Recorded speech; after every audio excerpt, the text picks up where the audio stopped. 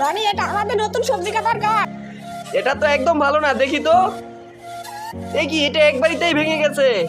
দেখ বান্ধবী, এই যে এখানে সমস্যা আছে, এই কাঠটি ভালো না। তুই এটা কি করলি? আমি তোকে দেখাইতে আনছিলাম, আমু আমাকে এখন বকা দিবে। আমি থাকতে তোকে কেউ বোকা দিবে না, এর থেকে ভালো কাঠ এনে দেবো। চাচ্চু, আমার বান্ধবীর জন্য একটা সেই রকম সবজি কাটা কাঠ বানিয়ে দাও তো। আমার হচ্ছে কাঠের ফ্যাক্টরি। আমার ভাতিজা আমার কাছে একটি কাঠ চেয়েছে, আমি তাকে সব থেকে ভালো কাঠ দিয়ে একটি কাঠ বানিয়ে দেব।